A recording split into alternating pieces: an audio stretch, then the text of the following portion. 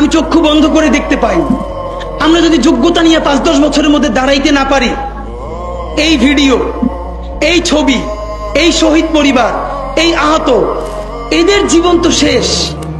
এদের পরবর্তী জেনারেশনকে পর্যন্ত কি ভয়ানক গণহত্যার শিকার হইতে হবে আমরা চিন্তাও করতে পারতেছি না। সামনে বাংলাদেশে আমাদের জন্য ভয়াবহ সে আর একটা সিপাহী বিপ্লবের করুণ প্রতি অপেক্ষা করছে।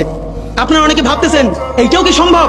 জামাতের ভাইয়েরা অনেকে বুঝে না, বলে কি করে সম্ভব? মনে করাই দেই, শহীদ নিজামী মুজাহিদ সাহেবেরা মন্ত্রী হিসাবে সর্বশেষ যখন সম্ভবত 2006 বা 2007 মন্ত্রী ছিলেন, বলেন তো তার কয় বছর পর তাদেরকে ফাঁসি দেওয়া হইল?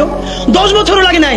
রানিং ফুল মন্ত্রী ছিল, লক্ষ লক্ষ মানুষ তাদের সাথে ছিল, তাদের মন্ত্রণালয়ে একটা পয়সার দুর্নীতি বের করতে পারে নাই।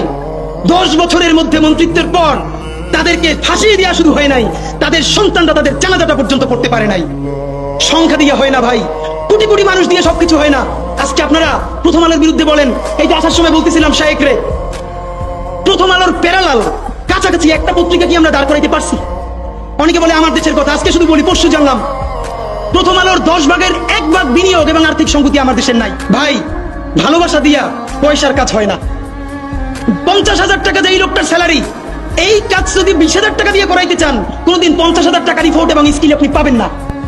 ওই 50,000 টাকাই লাগবে। মানুষ মাগনা কাটে 3 দিন, একজনের দাওয়াত খাওয়ায় 2 দিন 3 দিন, তারপরে আর চলে না। আমাদের আর্থিক যোগ্যতা অর্জন করতে হবে। আমাদের অনেকগুলো প্রতিষ্ঠান লাগবে, একটা প্রতিষ্ঠান না। আমাদের ভাইদের সমস্যা কি জানেন? সে আজকে যদি হাটহাজারী মাদ্রাসা দিয়ে কেউ একটা পত্রিকা বার করে, সে পত্রিকাটাও সে জাতীয় মূলধারা বানাবে না, দেবে দৈনিক হাটহাজারী। সে বানাবে মানে কোনো না কোনো ঘুরে ফিরা তার চিন্তায়, মননে, মগজে প্রথমে হয়তো হাটহাজারী, সর্বোচ্চ বড় হইলে হেফাজত, এরপরে সর্বোচ্চ বড় হইলে বাংলাদেশের শুধু মুসলমান। ভাইরা, এই মুসলমানের বাইরের যে জনগোষ্ঠী, সেটা কি আপনার না? আপনি ভাবেন এই দেশের আপনি প্রধানমন্ত্রী, তারপরে ভাবেন আপনার জনগোষ্ঠী কারা, আপনি সেরকম চিন্তা করেন। সুতরাং আমি কথায় অনেক ভুলভ্রান্তি বলতে পারি, কিন্তু বিশ্বাস করেন আমার কলিজা চিল্লেও আপনারা শুধু যেটা পাবেন সেটা হইল আমি চক্ষু বন্ধ করে দেখতে পাই।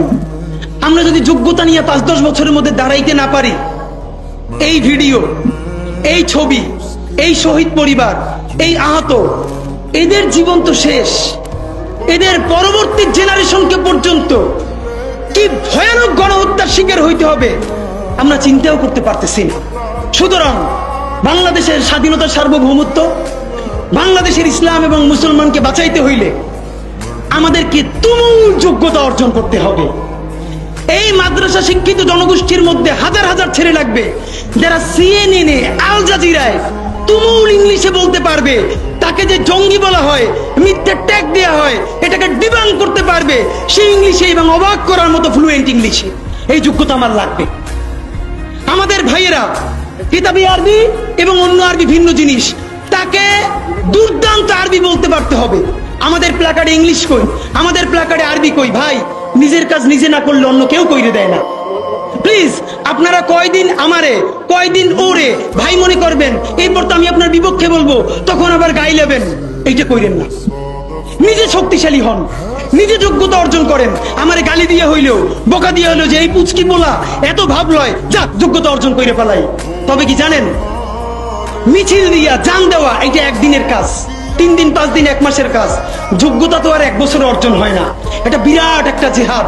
আপনারা বলেন না জিহাদ চাই, চলেন জিহাদটাই শুরু করি। সেই জিহাদটা হইল একজনের সব করার দরকার নাই।